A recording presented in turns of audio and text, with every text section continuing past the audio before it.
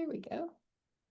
I'm so glad to be with you today and to talk about academic integrity in the AI era. My name is Sharon Stoerger. I'm the Assistant Dean for Programs and Assessment in the School of Communication and Information. And I work with faculty about AI, thinking about ways to incorporate AI or not into their courses. And also, I wear another AI hat, and that's with academic integrity. I'm the academic integrity facilitator for our school. So I get to look at AI from both perspectives, and I'm going to share some different ideas with you today. But first off, I want to start by getting some information from you. When you think about your own course, how is cheating defined? And so in the Slido, if you go to Slido, you can type in your information so that we can all see it on the screen.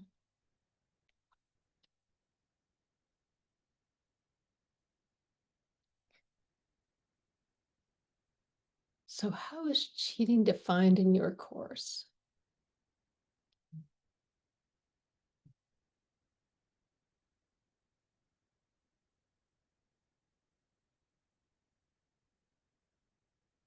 I feel like I need Jeopardy music. Using another's words or ideas without attribution. Without credit, yes.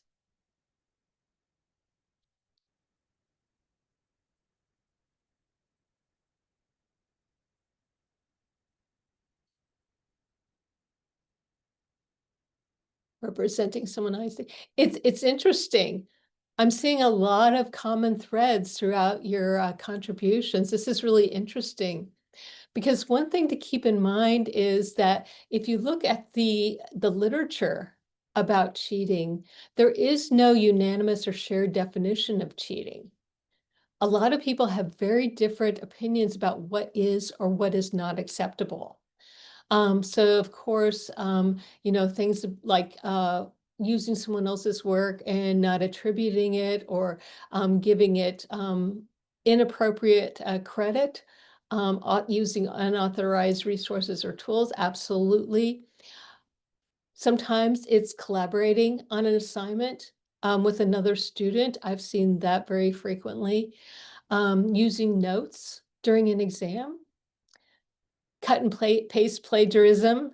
I remember back in the old days, someone actually standing at the copy machine and copying different sections of a particular text and then copying and actually pasting that to recreate a work.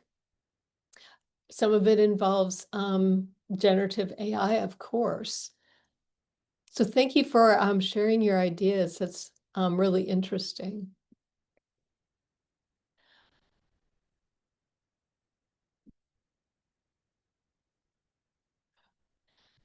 So let's stop and think for a moment about why students do cheat. One thing I often hear from the faculty that I work with is they often feel like it's them, that the students are doing this intentionally against them. And really, it's not about them at all. Actually, the students are probably not even thinking about you or the course. But there are different reasons attributed to why students do cheat. And one of those is the work itself. Many times students don't feel like they have the knowledge or skills to complete the work that you're assigning in your course. And I'm seeing this level of confidence really, really shrink. And many of the people are just really not feeling confident in their thoughts or their abilities. And so they really lack self-confidence and self-efficacy on the particular assignment. And AI is not helping this because a lot of times that generated output sounds so professional and so polished.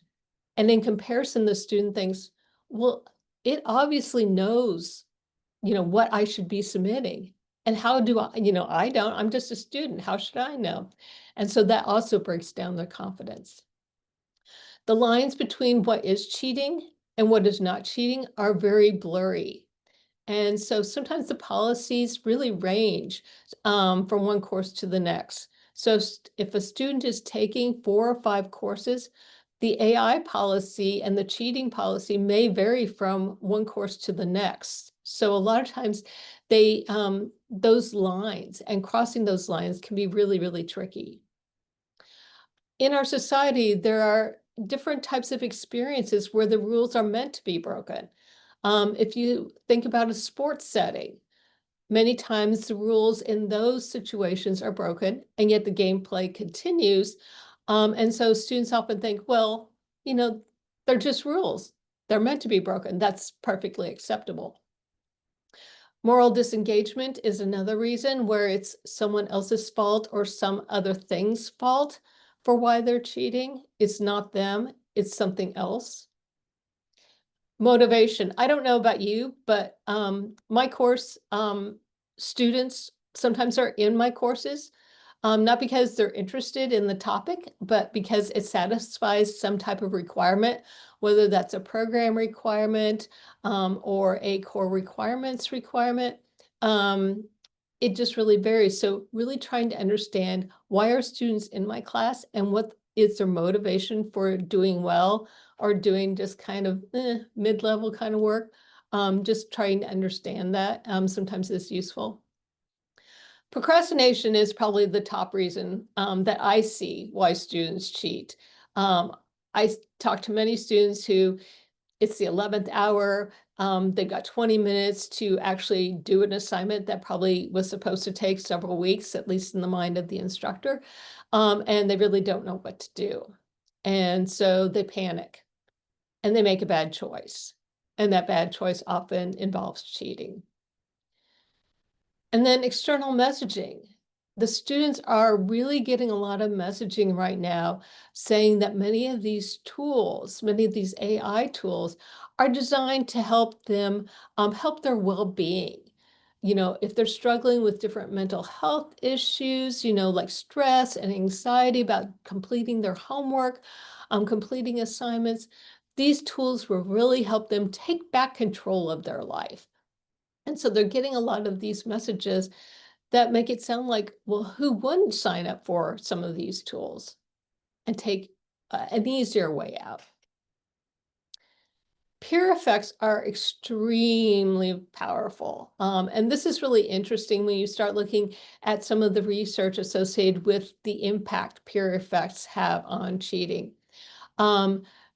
In some ways, also the culture, either in the institution, the school, the program, the course, thinking about, is this an environment that encourages or discourages student cheating?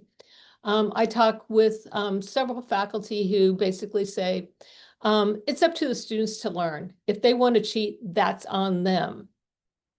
Well, if students hear that message and they think that, well, my instructor clearly doesn't care. And, it seems like, cheating isn't taken that seriously. That really has an impact on their behaviors. Also, if there is a perception, whether or not it's a real perception, or just a perception that they believe that others are cheating in the course or in the program, that leads them to be more likely to cheat. And that's something that you often see where many of our students are on GroupMe. And so they share these, oh, I know how to cheat in this course. Sometimes they even arrange opportunities to cheat together, which is really, really interesting. But if there's that type of culture where they feel like that others are cheating, they're more likely to cheat. But good teaching is very powerful. So thinking about, are there ways that I can increase the cost of cheating? And I don't necessarily mean punitive costs. I mean, are there things that make cheating more difficult than actually completing the assignment? And this ties into the idea of authentic assessments and helping students really understand why an assignment is being asked. And also thinking about, how does this connect to maybe their larger goals or their larger academic and learning experiences? And also your presence in that course and your presence with the students, building those relationships, that also is incredibly powerful. So right now, I hear a lot of different groups talking about, well, we're in a post-academic society. We really have to rethink academic integrity, or does academic integrity even matter anymore? But why should we care about academic integrity? I'm going to take a few moments and allow you to post your thoughts on this about why we should care.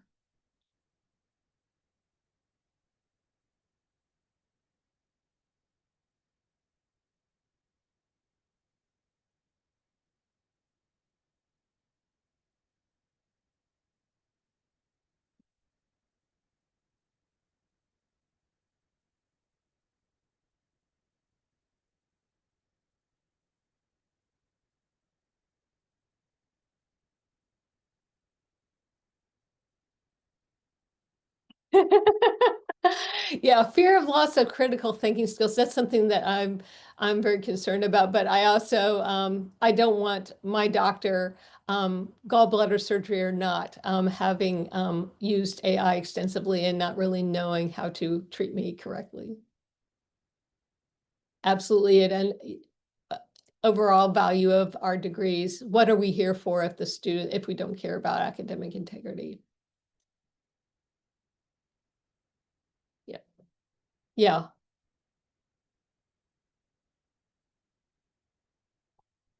yeah. Being absolutely.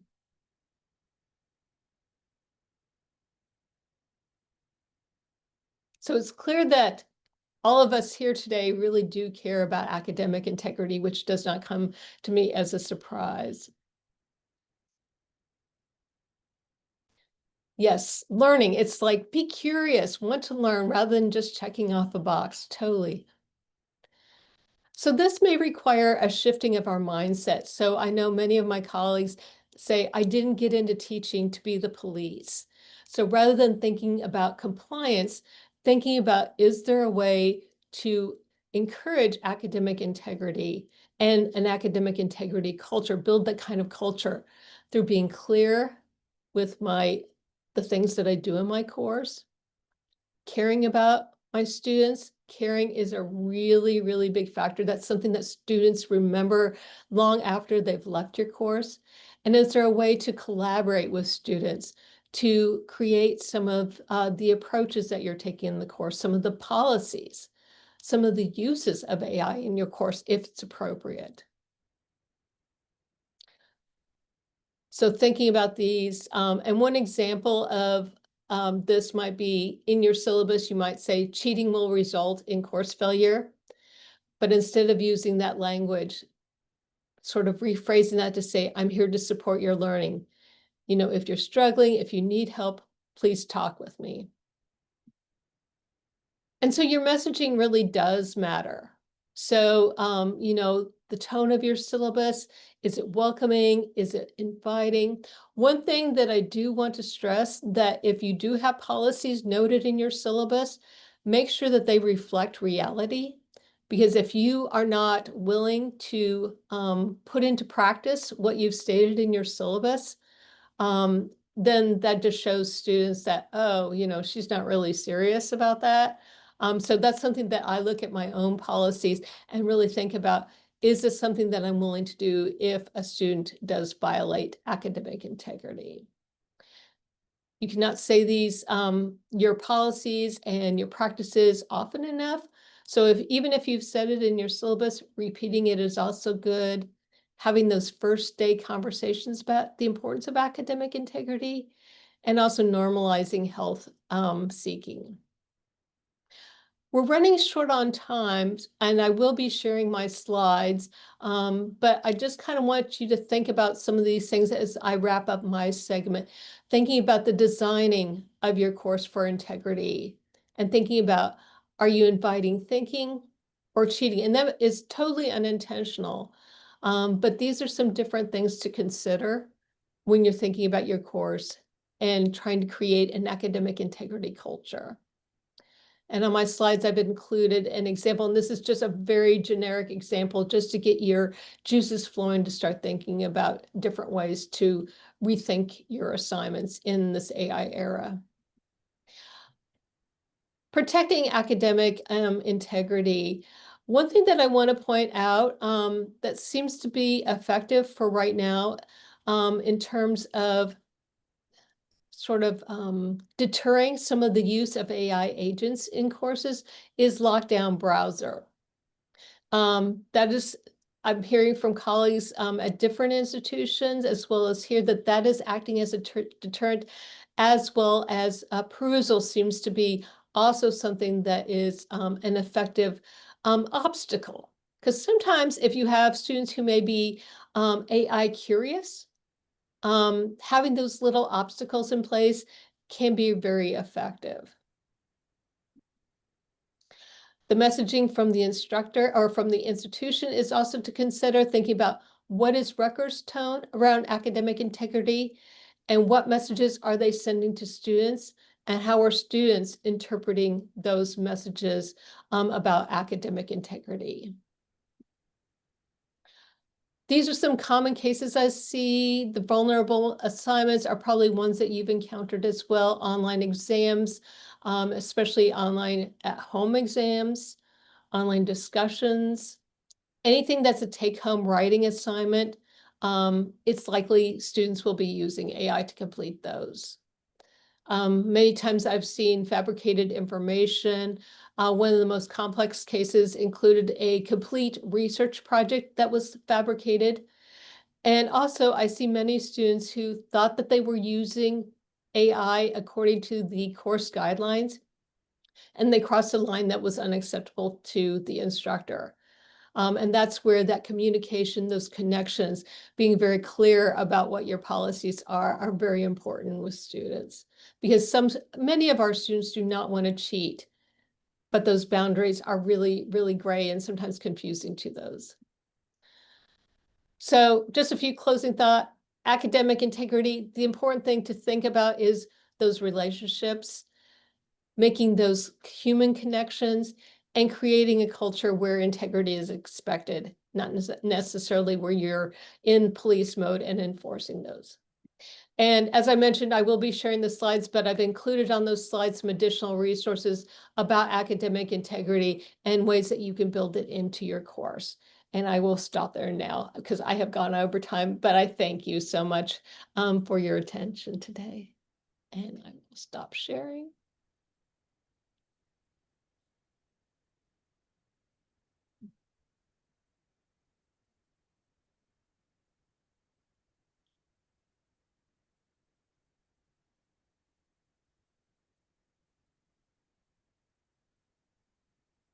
Hi, everybody. Thank you for that, Sharon. That was great as always.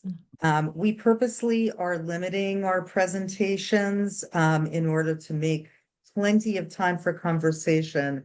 That's also why we kept this session short. I'm sorry, why we kept this session smaller than it otherwise would have been. We actually had to close it several times. So thank you all for coming. We really appreciate your being here. I'm Lauren. I am the chair of Critical AI at Rutgers and the editor of Critical AI published by Duke University Press. So in the fullness of time, I hope that all students, educators, and citizens will be fully on top of these 5 critical AI literacies. But this is very, very high demand, right? They're going to understand the difference between AI as depicted in science fiction and existing technologies that might be called AI. They're going to understand what generative AI is, because that's usually the elephant in the room when we're talking about ed technologies. Know how it is built, how the data sets for training them are collected, why these are probabilistic, not deterministic systems. They make mistakes of all kinds and so require human reinforcement at tremendous scale. What harms and risks to people and the environment they entail. They'll know how to distinguish AI hype from useful information about new technologies. They'll know how to distinguish between a text-generating chatbot and conventional search engines and understand the various problems of using chatbots for research. and they'll understand the dangers of the ELIZA effect, which is the human propensity, which we've known about since the 1960s, to project human-like agency, sentience, being onto anything, even a very simple conversational system that uses the first person and speaks in a sensible language. AI is shot through with anthropomorphization. It has been since forever, and it's marketed in order to leverage the ELIZA effect instead of avoiding it, which is what it should be doing. We have a lot of resources that I'm just going to rush right through so as not to waste time, because like Sharon, I'm going to be sharing my slides. So we have our student guide, which is a great conversation opener. We have our new Design Justice Labs web platform where people like yourselves can share what's working for them in teaching critical AI literacies. We have the journal Critical AI. Now, this is a slide that I have found very useful. The Pulitzer Center has an AI Spotlight series that under journalist Karen Howe, who is amazing. And I picked up this slide from her presentation. I can't talk you through the whole thing because of time limits, but basically what it does is it shows that like artificial intelligence is this big baggy thing that for a long time people didn't actually use. And they focused more when there started to be a lot of data available. This was back in the days when you started to hear a lot about big data on terms like machine learning and later deep learning, which is just basically more complicated architectures for optimizing machine learning. And then finally, generative AI, which did not exist before 2017. So that's how new it is. This is a great slide from a study by Oxford researchers that shows that if you train AI models, if you train large language models on the outputs of earlier large language models, they will eventually collapse. They will cease to work. And this highlights something that I absolutely think everybody needs to know, which is that large language models and therefore AI chatbots are a species of bell curving. Okay, you are going for what is most probable. You're going for what is most preponderant in the data. And so you start out with a somewhat flat bell curve that has a lot in the middle and includes a certain amount of things toward the tail. But the more you are regurgitating the outputs of previous large language models, the narrower the bell curve gets. And as the researchers put it, probable events are overestimated, improbable events are underestimated, probable events poison reality, tails shrink over time. So that's a problem for AI developers in the sense that they no longer have good sources of training data.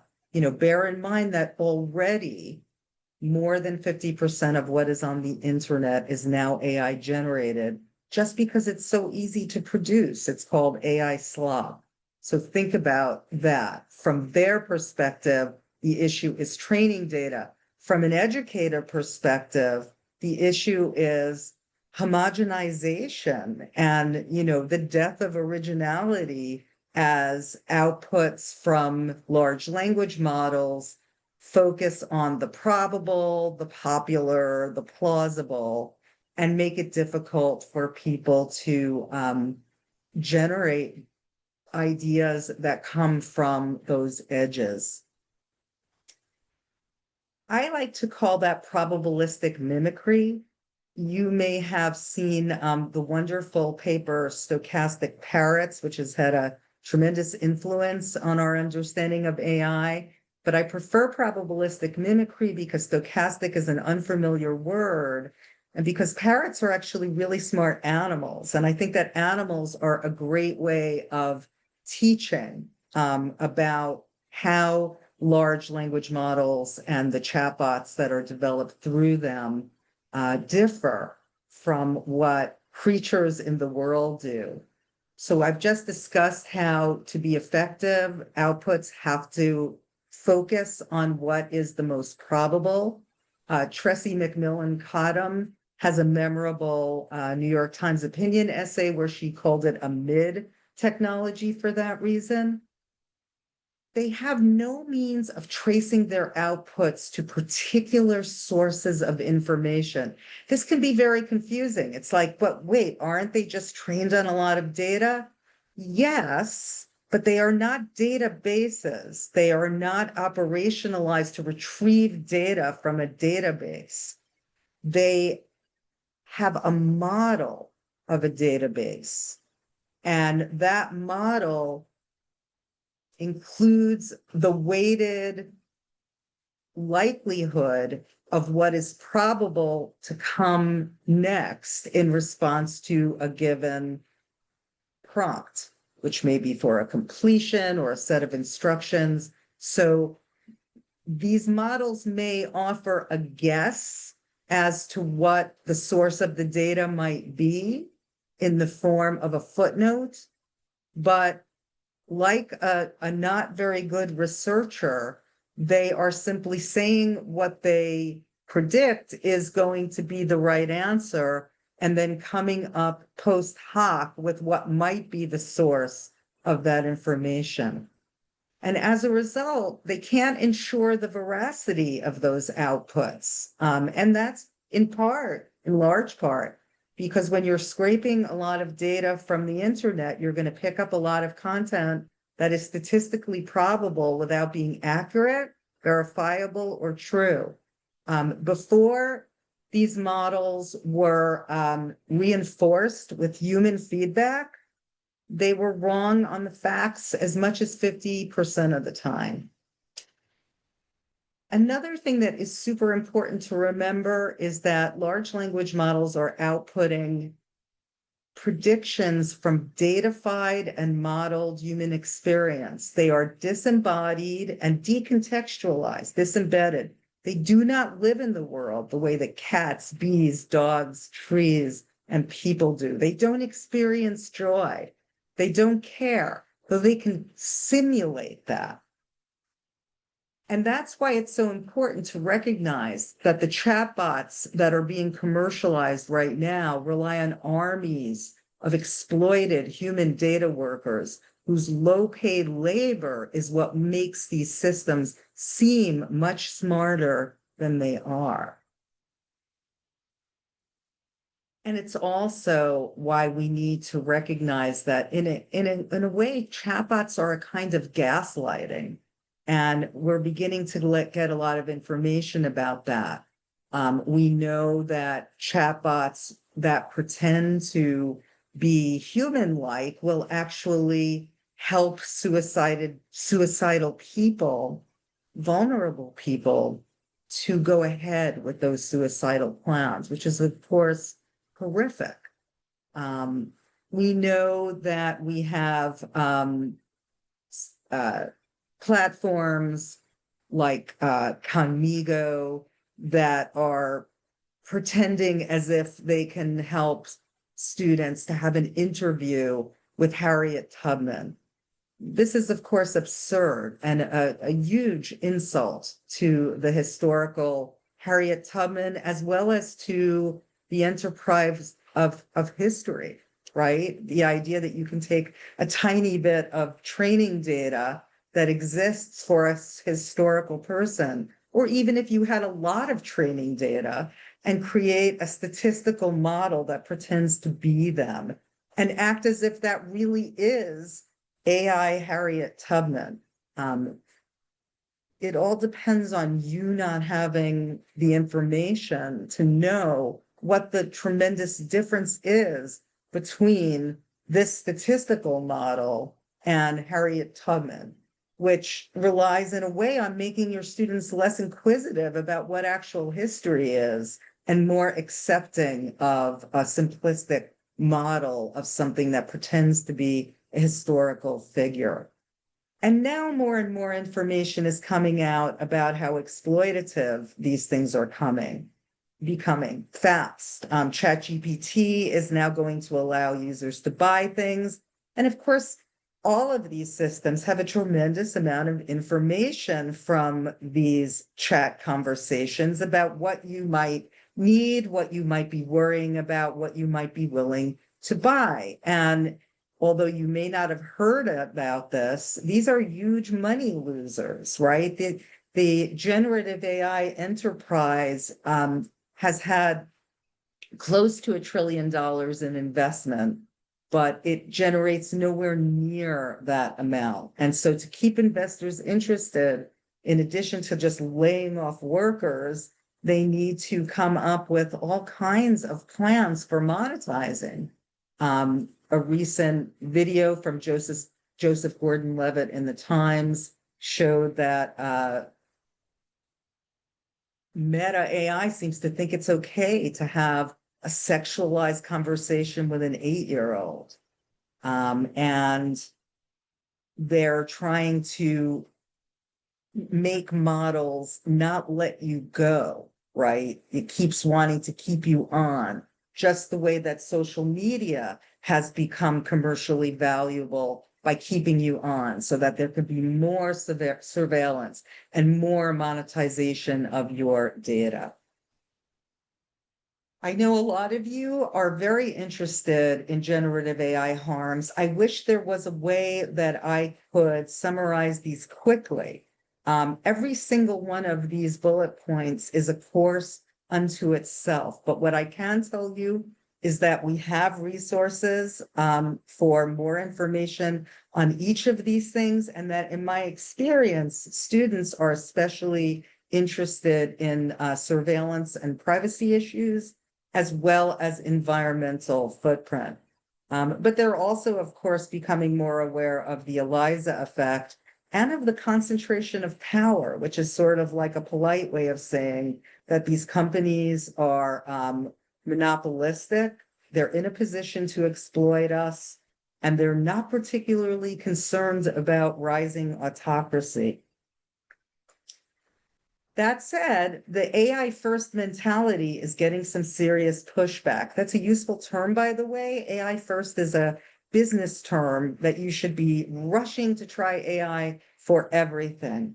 I highly recommend for student use, but also for your own knowledge, if you feel like you need very basic information, Emily Bender and Alex Hanna's The AI Con. I just taught the first chapter in it, and students seemed to really appreciate it, and it gave them a lot of information. If you're a researcher thinking about the various incentives before you to use large language models as if they were research experts or research subjects, please make a beeline for Lisa Messeri and MJ Crockett's article. They are two anthropologists of science for how artificial intelligence produces illusions of understanding in scientific research. It's wonderful that the New York Times, which had tended to publish a lot of confusing and pro-AI kind of stuff, is becoming much, much more thoughtful. And Jessica Gross is a columnist who represents what you might imagine as a kind of a parent eye view on the idea of using chatbots in the K through 12 classroom. I mentioned already that Karen Howe is an amazing resource. Her op-ed from May 30th is a sort of summary of her wonderful book, Empire of AI. Both, the op-ed obviously is a great teaching tool, but I also recommend the book. There's a huge amount of received wisdom running around intended to encourage techno-determinism and an AI first mentality. I hope some of you are interested in picking up for some of these threads, because I will tell you that I hear these things all of the time, but like they're not going away, as if right now I'm wearing a big sign. If we ignore these things, they will go away. Teachers worried about calculators. I mean, there's so many of these saws that are just around. And unfortunately, inside higher ed, the Chronicle of Higher Ed, they publish a lot of this stuff. They also get a lot of advertising from the ed tech industry. On the bromide that, employers want students that know how to use AI. Well, who knows? As recently as May, employers at BlackRock were not hiring computer scientists or finance majors. They were hiring art history majors. Perhaps they know something that isn't yet being widely reported inside higher ed, which is that these systems are not great for student thinking, and it's producing a lot of mid. What we want are students who don't say AI first, but AI when, whether, and to the extent that it makes sense for a given purpose. And that, of course, is not an easy thing to do because it involves the full range of critical AI literacies. These are really complicated issues born of world historical conditions. The first important hack for you may be to give yourself a break, slow down, non-judgmental care, not only for you and your students, but for yourself. Okay, recognize that you need time and resources. This is a labor issue. Consider shaking up your social media habits, solidarity, not atomized and manipulated FOMO. I have a bunch of hacks here that I have no time to talk through. So I'm going to save that for Q&A. But again, I want to thank you all for being here. And I really look forward to turning over to Camille and hearing about your questions.